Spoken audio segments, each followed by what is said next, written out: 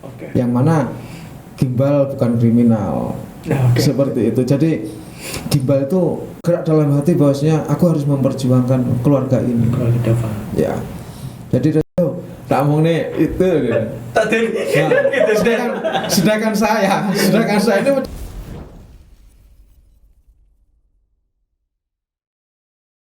Hai guys, welcome back to 99 Podcast. Di episode kali ini seperti biasa kita sudah kedatangan tamu yang luar biasa, yang pasti ceritanya sangat inspiratif dan motivatif sekali. Oke, kita langsung aja ke tamu kita kali ini. Oke, Bang Hadi ya. Yeah. Oke, dari looknya sudah beda banget. Bisa kita tebak kalau Bang Hadi ini seorang reggae lovers. Reggae Bener? mania. Yes. Oke. Nyebutnya gimana Bang? Reggae mania, reggae lovers, atau ada sebutan lainnya sendiri? Rastaman lebih tepat. Rastaman. Oke, Rastaman. Gini Bang, aku pengen tahu banget mulai kapan sih sebenarnya Bang Hadi ini mencintai dunia reggae itu? Awalnya itu memang juga nggak sengaja waktu itu. Oke. Pas main ke Jember, ada teman yang lagi jualan CD waktu itu. Oh CD, oke. Kan 2003 mungkin. Oh, udah lama berarti Mas? Itu awal kenal ya. Oh, awal kenal. Awal kenal reggae. Oke. Ya dari situ saya suruh melihat video yang pas waktu itu anak-anak Bob Marley konser di tahun 96. Oh gitu. Oke. Dari situ kok unik gitu loh. Ini beda nih selama, artinya dulu kan saya berawal dari rock.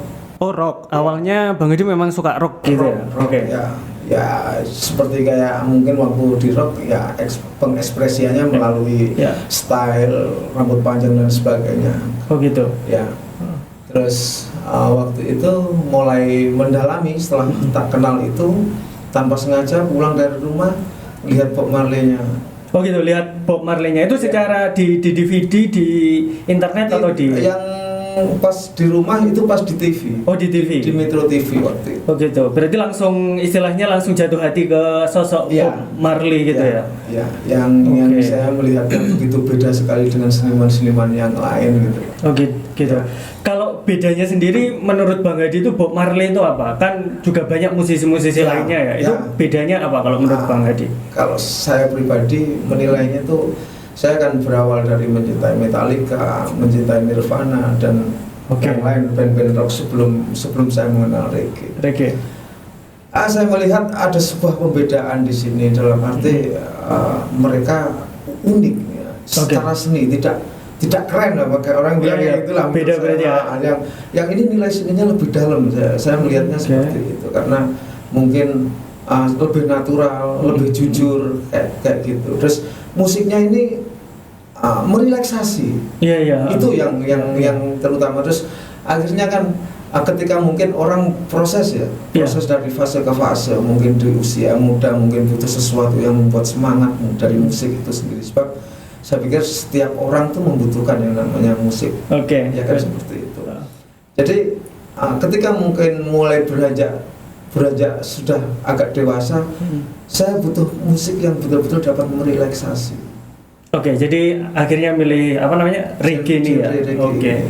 Terus kalau sosok Bob Marley sendiri pengaruhnya ke kehidupan Bang Hadi setelah Bang Hadi mengikuti perjalanannya itu seperti apa? Jadi pengaruh ke kehidupan setelah Bang Hadi mendalami musik genre reggae ini. Ya banyak pesan dalam sebuah lagu-lagunya Bob Marley itu sendiri yang paling saya tangkap itu adalah pertama kali soal cinta itu sendiri yang disampaikan. Ya. Jadi saya jadi setuju dengan apa pesan-pesan yang disampaikan melalui karya-karya Bob Marley itu. Manusia itu menginginkan damai dalam hati. Jadi damai itu tidak akan pernah bisa dicapai tanpa dengan cinta, ya kan? Setiap manusia itu mempunyai keinginan untuk bahagia. Ada bahagia itu pasti harus dengan damai, harus dengan cinta. Ya harus dimulai dengan diri kita dulu, bagaimana untuk dapat istilahnya yang mencintai sesama, menerima perbedaan dan sebagainya seperti itu. Jadi hal yang saya tangkap waktu itu dari pesannya seperti itu. Selain dari alunan musiknya yang memang saya pikir beda gitu, yang mana itu merelaksasi sekali itu tadi. Kalau dari tema-tema lagu reggae itu Mas ya,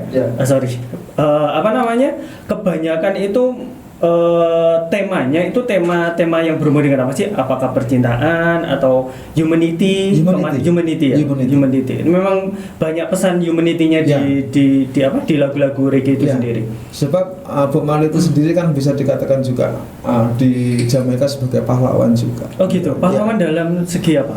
Ya, memperjuangkan Jamaika yang waktu itu tidak dikenal dengan negara miskinnya. Karena karya-karya beliau meledak, beliau juga konser di seluruh banyak negara kan. Akhirnya Jamaika itu dikenal kan, seperti itu. Oh begitu. Berarti reggae itu sendiri sebenarnya sudah ada sebelum Bob Marley. Sebelum Bob Marley. Cuma Bob Marley yang mempopulerkan dan membawa itu ke. Jadi sebelum Bob Marley itu sudah ada musisi reggae sebelumnya. Oh begitu. Karena sebelum yang saya ketahui ya, artinya sebelum reggae itu ada rocksteady, terus ada ska dulu, baru rocksteady. Dari rocksteady lalu lahirlah reggae. Ya. Terus kalau Bang Hadi sendiri mengamati perkembangan reggae di Indonesia ya Mas, itu seperti apa? Apakah peminatnya juga banyak di kalangan terbatas atau seperti apa? Kalau Bang Hadi amati. Kalau peminatnya memang banyak, cuman kan status dari reggae itu sendiri orang bilang identik dengan musik komunitas. Hanya unity seperti itu. Berarti komunitas-komunitas tertentu yang memang mengembangkan reggae itu sendiri. Terus kalau stylenya Mas ya, itu saya lihat dan saya tahu, memang saya nggak terlalu banyak tahu tentang reggae Mas ya.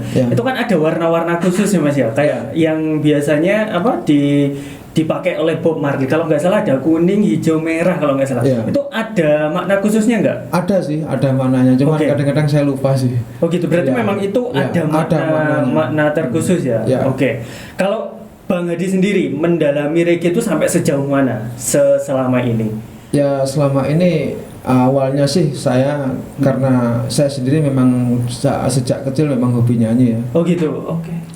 Jadi ketika mendengar karya-karya Bob Marley mulai dari yang belum modern sampai yang sudah dengan alat yang modern, itu uniknya itu buat saya, artinya reggae itu identik dengan selalu ada dengan seperti backing vokal. Oh gitu. Sahut-sahutannya mereka, harmonisasi dalam reggae itu sendiri tuh yang buat saya jadi keren sekali dari sudut pandang saya gitu.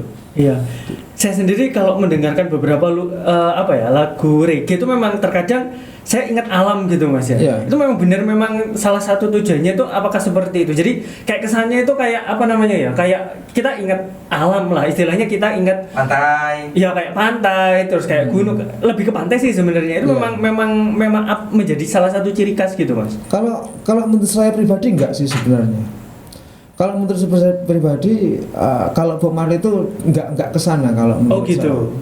Dia istilahnya mengentaskan rakyat miskin gitu loh, memperjuangkan orang-orang melalui lagu. Kalau pantai dan seperti yang yang ramai di Indonesia yang dengan lirik-lirik tentang santai dan sebagainya itu sendiri, ya saya malah melihatnya di Indonesia. Oh gitu.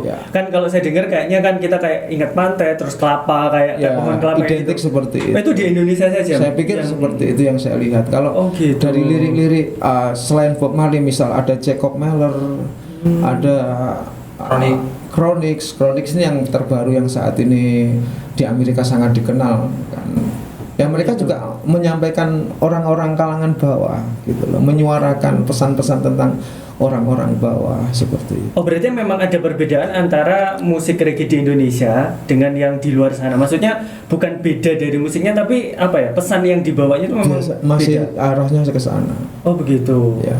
Kalau perkembangannya sendiri seperti apa Bang Hadi? Tadi kan Bob Marley sendiri membawa musik reggae untuk pesan humanity, untuk politik, masalah kemanusiaan gitu ya. Kalau sekarang perkembangannya apakah masih mengusung tema humanity atau memang sudah bergeser ke tema-tema lain, lebih berkembang atau seperti Ya, apa? lebih berkembang karena reggae sendiri kan kalau awalnya kan reggae itu kan terbagi beberapa akhirnya saat ini. Berawal gitu. dari roots reggae, terus sekarang berkembang juga menjadi dubs, reggae dub. Pengembangan itu makin banyak. Makin banyak. Ya. Oke. Kembali lagi ke tadi pertanyaan saya Bang Hadi. Apa namanya Bang Hadi sendiri mendalami reggae itu Bang Hadi ya? Itu hanya sebagai penikmat, pelaku atau memang ada hal lain yang lebih dalam lagi daripada sekedar menikmati reggae dan mengidolakan Bob Marley gitu. Saya sebenarnya berawal dari sesuatu yang paling sederhana sih. Oke. Ya, artinya ketika saya memang butuh musik itu memang dibutuhkan ya.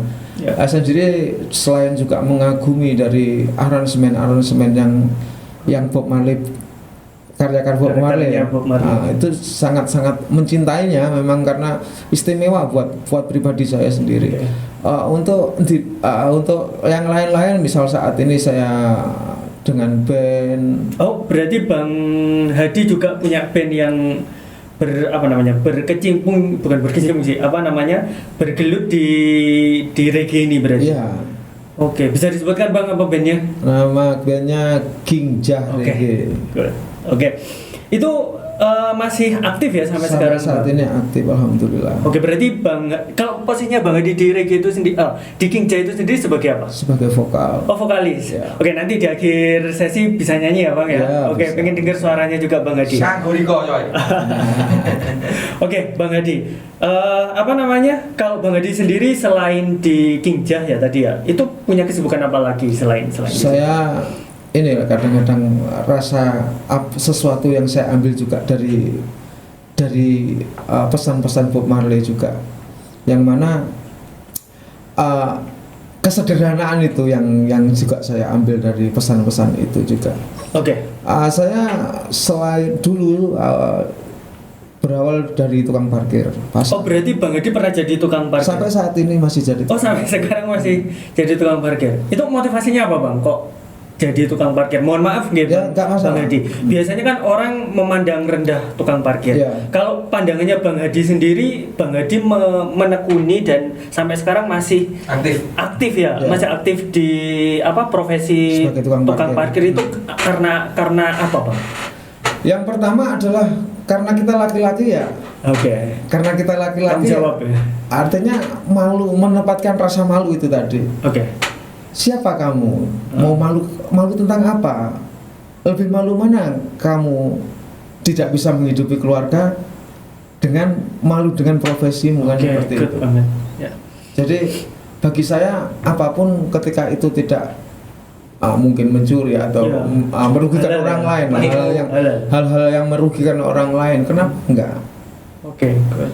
Selama kita bisa menikmati hal itu, enjoy, hidup ini enjoy gitu loh. Ya, oke, good banget. Ya, artinya aku betul-betul bersyukur ketika dengan latar belakang pendidikan yang tidak istilahnya tidak tinggi, dengan pekerjaan seperti itu, dan karena pekerjaan itu juga saya tetap bisa idealis dalam bermusik.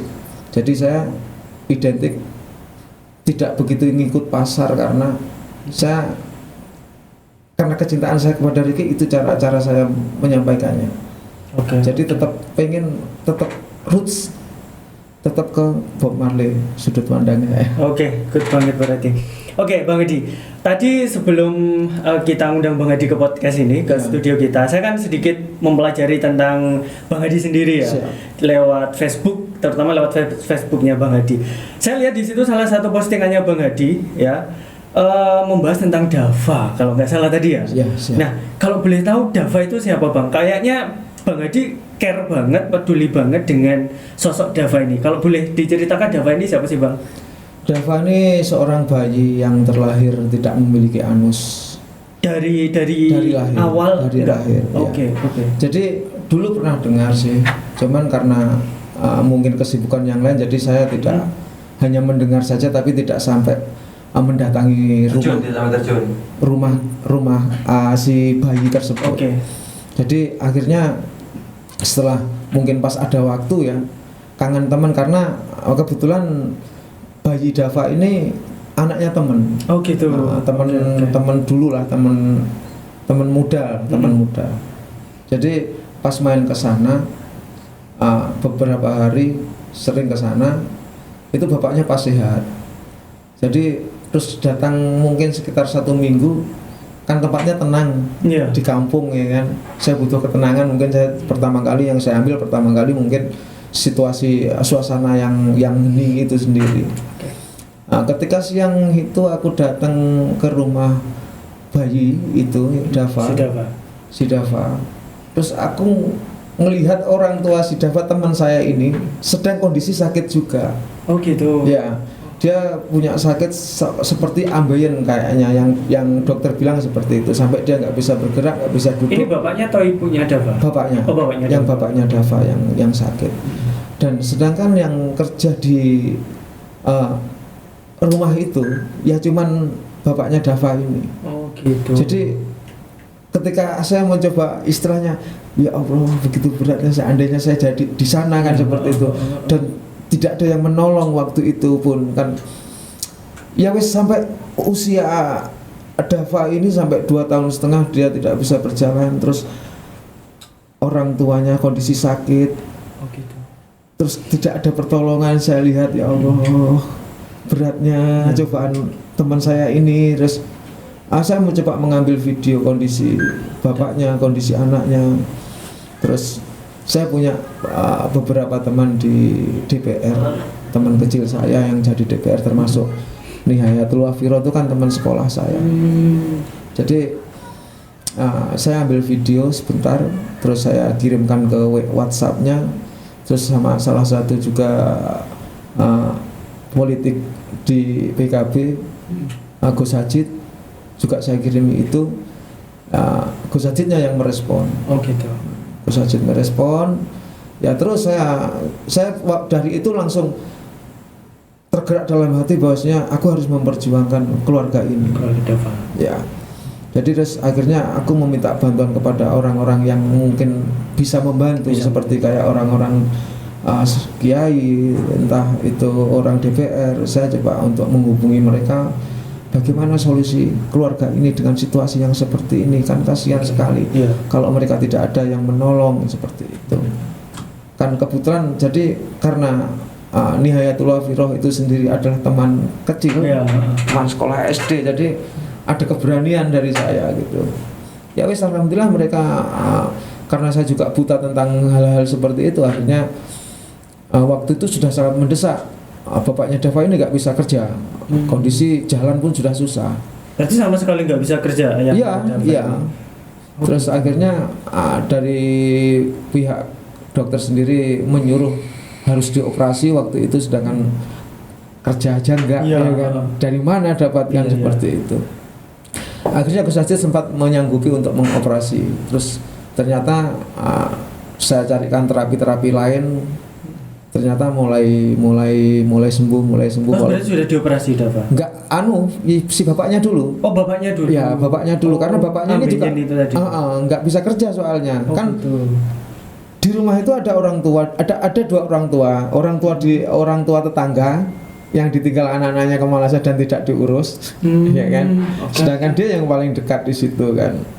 Ya, ada banyak misi juga sih sebenarnya saya selain itu juga. Jadi setelah itu kayak Gus Hajid mencanangkan apa nggak enak bikin BPJS dan sebagainya. Sedangkan waktu itu saya lihat ternyata ibunya Dava ini ternyata memiliki KIS. KIS yang beralamatkan di Magelang, otomatis tidak bisa dipakai di Banyuwangi. Berarti solusinya apa? Nah, kalau mengurus BPJS, KIS ini harus dimatikan dulu. Ya karena harus saya tanya bagaimana. Saya minta bantuan sama Gus Munib selaku DPR DPR sini. Terus dibantu orang-orang ini, akhirnya sukses untuk mematikan KIS, terus membuat BPJS. Ya, karena memang tidak sedikit untuk biaya operasi pembuatan anus itu sendiri kan. Terus waktu itu aku ngontak Nihayatul Wafiro Ndukni. Iya. Terus akhirnya ketika beliau ngasih sumbangan itu, saya kan memberikan bukti amanah saya sebagai selaku yang mencarikan dana untuk keluarga ini. Keluarganya Dava. Tak video, ya mbok diupload di mana? Di sosmed. Biar untuk menangkis orang-orang yang suka nyinyir-nyinyir itu. Saya pikir saya nggak berani mengupload awalnya karena pemikiran saya takutnya istilahnya mengurangi rasa keikhlasan sebuah bantuan itu sendiri. Saya pikir seperti itu. Tapi saya nurut, saya upload juga si posisi sumbangan ini karena menyumbang bayi yang terlahir tidak memiliki anus. Tanpa sengaja, saya mau dibilangnya, dulu tuh pernah kami King Jah itu main di Legian di Bali. Ya, di Bali. Nah, waktu itu ketemu sama bule depan sendiri dia. Namanya Enjidu untuk nama Facebooknya. Ternyata waktu saya unggah di Facebook itu, Enji ini langsung nyaut. Iya, tadi saya lihat ada bule kayaknya yang komentar. Iya. Jadi terus dia tanya ke saya, berapa yang kami bisa bantu Hadi? Dia bilang kayak gitu. Oh, terus tak kasih nomor WhatsApp. Akhirnya kami intent komunikasi di WhatsApp itu tentang berapa biayanya, situasinya seperti apa. Jadi alhamdulillah sekali, betul-betul syukur saya karena Enji ini yang berawal dari mencintai musik reggae dan mungkin mau dibilang fan kebesaran nggak Mas? Nggak apa-apa. Ya. Fan berat saya bisa dibilang kayak gitu. Fan berat saya. Itu baru pertama kali lihat di Bali Legian itu dia. Oke. Terus nice. Dia bertahun memang selalu ngikuti di perkembangan di sosmed saya, dia selalu komen dan lain sebagainya. Ya wis. Terus sampai titik ini akhirnya kami akan lebih setiap hari saya komunikasi sama beliau.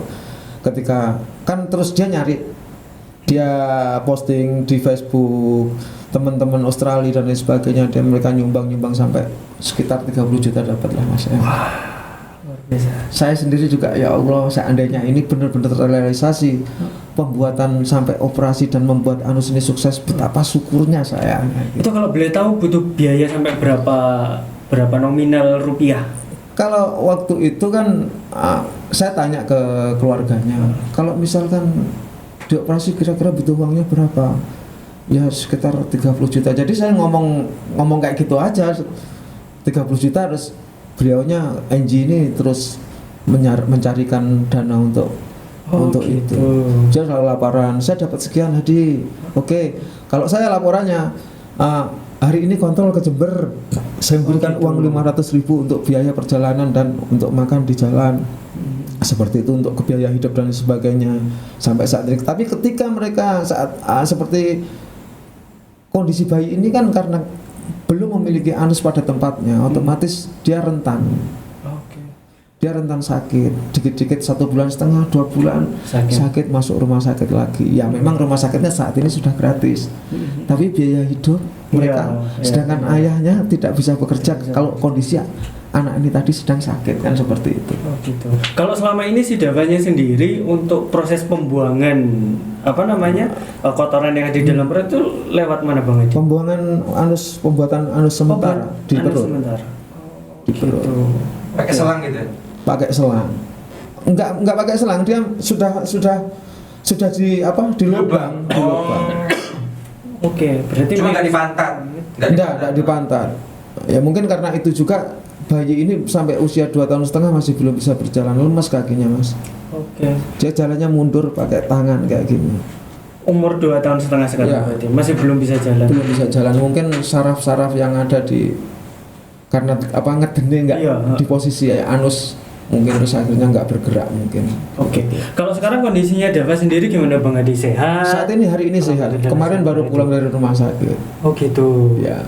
Jadi ketika kebutuhan keluarga Dava saat ini saya yang menghandle. Mereka nggak pernah tanya Mas, nggak pernah minta, maksud saya seperti itu.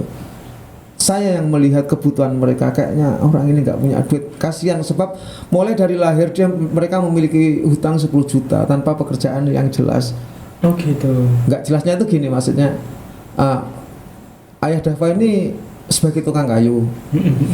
Cuman kan karena seringnya anaknya ini sakit, otomatis dia nggak lancar kerjanya gitu loh. Fokusnya juga terganggu juga. Fokusnya juga terganggu. Makanya dari itu jangan sampai keluarga ini harus sampai meminta ke saya. Jangan sampai keluarga ini sampai berhutang demi untuk kebutuhan kesehari-hariannya. Kan biayanya besar juga Mas, setiap hari kalau dia butuh pampers untuk buang air kencingnya. Terus untuk beraknya dia harus punya pembalut khusus di sini. Iya. Itu juga pakai uang kan gitu loh. Jadi terus untuk membersihkannya kan nggak mungkin dengan air kecuali mandi ya. Iya. Dia harus pakai tisu basah. Oke. Bang Hadi, mohon maaf saya tanya sedikit privacy Bang Hadi ya. Enggak. Kenapa kok harus Bang Hadi? Kenapa kok nggak keluarganya? Biasanya kan ketika seorang keluarga itu terkena musibah, biasanya yang pertama kali membantu kan juga keluarga. Yeah. Kenapa di sini kok Bang Hadi berdiri dulu? Kenapa kok Bang Hadi yang menghandle semuanya kayak gitu? Begini, saya sangat percaya apa yang saya kerjakan atau apa yang terjadi dalam kehidupan saya ini benar-benar atas izin Allah. Yeah. Jadi sangat semua berjalan begitu saja kan. Artinya bukan karena saya, mungkin Allah mempercayakan saya mempertemukan teman lama ini dengan kondisi yang seperti itu, dan saya juga tidak pernah menduga bahwasanya saya bisa mendapatkan sampai sekian besar dana yang terkumpul sampai saat ini. Saya tidak pernah membayangkan sebelumnya. Jadi semua berjalan begitu saja lah.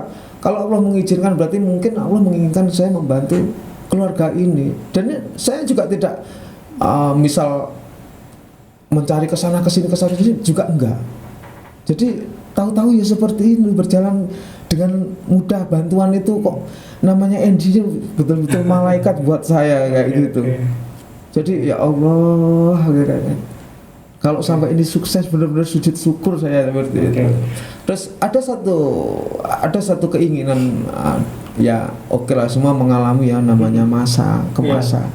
Dari masa muda yang nakal dan sebagainya. Saya ada satu misi ke ayah Dava ini. Ketika saya memberikan ini, saya punya keinginan bahwasanya ayo toh kita ini udah 40 tahun lebih gitu. Ayo toh kita jalan yang benar gitu. Coba hidup normal seperti orang-orang yang berkeluarga, senormalnya seperti apa kayak gitu. Misal sholatmu wis lancar turun. Sorry ya. Ini tapi real seperti itu. Pertama kali saya ingin beliaunya ayah Dava ini, teman saya ini mau menjaga 5 waktunya dulu. Yang kedua terus saya ajak untuk aktivitas yang lain, rutinitas seperti ngaji setiap malam Minggu, malam Senin tuh dia mau. Jadi kami terus ada komunikasi, ada urusan ngaji, ada urusan anak seperti itu. Jadi saat ini perlu sama tahu yang saya ajak itu ayahnya Dava, yang saya ajak kemari tadi. Oh gitu. Ya, itu ayahnya Dava. Jadi ya pokoknya begitulah ya. Saya bukan orang baik, cuman intinya saya ingin dilihat Allah itu sebagai orang yang mau belajar gitu. Terharu banget Bang. Bang Hadi kan saya lihat memang benar-benar tulus Bang ya. Tapi terkadang kan orang bahasa kerennya itu don't judge the people by its cover. Jadi jangan menilai sesuatu dari covernya. Kalau Bang Hadi sendiri pernah nggak dinilai dari covernya seperti itu? Udah kenyang Mas, kenyang sekali soal itu. Oh gitu Bang. Ya, ada nggak cerita yang sampai sekarang berkesan terkait sama perlakuan orang yang nggak menyenangkan ke Bang Hadi terkait sama looknya Bang Hadi, penampilannya Bang Hadi? Mungkin terlalu banyaknya jadi nggak mau nginget lah. Intinya semisal kayak ketika ibu-ibu bawa anak kecil nakal, ayo tak mau nih itu gitu.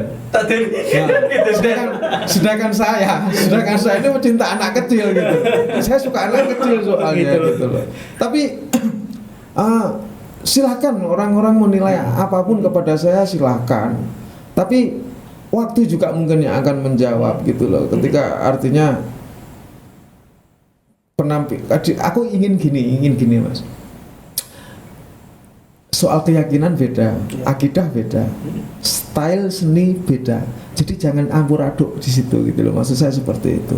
Biarkan ini style seni saya, kecintaan saya kepada seni. Tapi ini bukan keyakinan saya. Saya orang Islam. Seperti itu. Oke. Kalau Bang Hadi sendiri apa namanya? Apa istilahnya ya? Buat teman-teman di rumah mungkin yang punya style mirip sama Bang Hadi dan sering mendapatkan perlakuan baik, itu kira-kira Bang Hadi pesennya gimana sih? Buat teman-teman reggae juga, maksudnya yang lagi nonton atau yang di rumah itu stylenya mirip Bang Hadi tapi sering mendapatkan perlakuan nggak menyenangkan dari orang-orang yang hanya menilai orang dari penampilannya saja, itu gimana? Jadi biar dia juga kuat kayak Bang Hadi, jadi positive thinkingnya itu seperti apa? Ya itulah yang namanya kehidupan ya kan. Ya. Otomatis orang melihat orang justice ya silahkan lah, biarkan saja. Artinya kita yang jelas kita juga harus punya keinginan, bahwasanya kita juga punya keinginan menangkis prasangka-prasangka itu dengan sikap kita. Yang mana Gimbal bukan kriminal. Seperti itu. Jadi Gimbal itu cinta damai, seperti itu. Tunjukkan itu. Lama-lama mereka akan paham gitu loh, bahwasanya Gimbal ini seni, bukan kriminal. Jadi rileks saja, nikmati saja. Yang namanya manusia nggak akan benar di mata manusia, akan tetap salah ketika dia tidak suka. Dibenarkan atas dasar dia suka, kan seperti itu Mas. Jadi slow aja gitu loh. Selama kita tidak mengganggu orang, slow. Nikmati aja. Kadang-kadang saya juga lucu ketika sekarang nggak Gimbal lagi, ya tobat. Kok aneh ya? Ya nggak nyambung buat saya gitu loh. Tobat tuh nggak harus dengan style terus gundul, rambut pendek dan sebagainya. Saya pikir nggak gitu. Oke, good banget. Oke. Terakhir Bang Hadi, kalau boleh pesan-pesannya Bang Hadi buat teman-teman di rumah yang mungkin pecinta reggae dan non pecinta reggae, dan ucapan terima kasih barangkali Bang Hadi untuk siapa selama ini yang sudah banyak berjasa buat orang-orang yang Bang Hadi cintai ataupun buat Bang Hadi sendiri. Silakan, monggo. Ya, buat para teman-teman pencinta reggae ataupun bukan pencinta reggae lah ya, semua, untuk semua pemuda ya. Artinya masa muda itu ya pasti ada sebuah kesempatan ya kan. Ya sebelum sampai ke tua, ya, artinya kita harus mempersiapkan diri dengan istilahnya ya tetap mau belajar dan sebagainya. Ya intinya buat hidup ini sesantai mungkin aja, tapi pasti melangkah bukan diam gitu. Oke, santai, tetap melangkah, jangan diam. Oke, banget. Terkait Dava mungkin mau ucapan terima kasih kepada beliau yang bantu, atau mungkin kita masih butuh donasi sampai ke monggo Bang Hadi. Ya, untuk teman-teman saudara-saudaraku yang mungkin di seputar Banyuwangi atau di luar Banyuwangi manapun,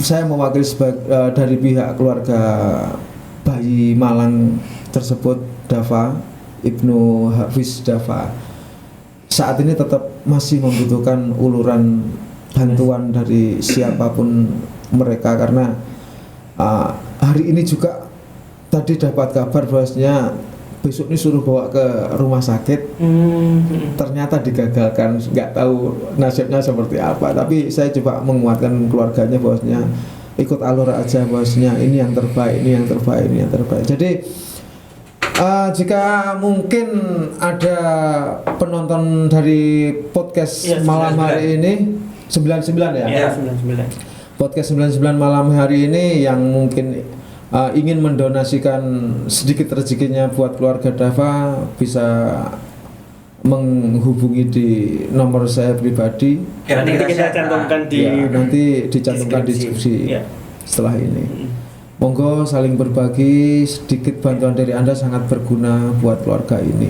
Oke, good banget Bang Hadi. Oke, tadi Bang Hadi punya utang nyanyi sebagai penutup ya. Sebagai penutup. Oke, jadi demikian guys, cerita inspiratif banget, pesannya banyak banget, asli beneran. Baru tahu dari Bang Hadi tentang filosofi reggae itu seperti apa, Bob Marley itu seperti apa, dan asli aku salut banget sama Bang Hadi karena perjuangannya memperjuangkan Baby Dava ya Bang Hadi ya. Itu luar biasa banget. Kita perlu banget nyontoh Bang Hadi.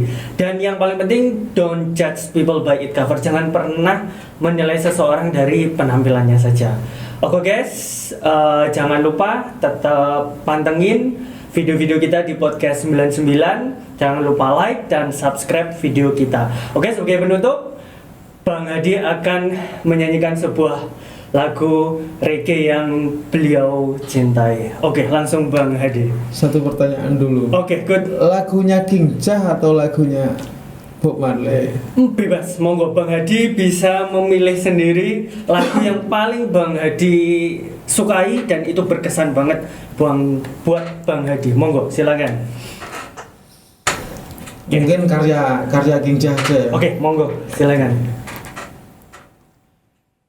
We are reggae music, together dancing reggae. We are reggae music, together dancing reggae.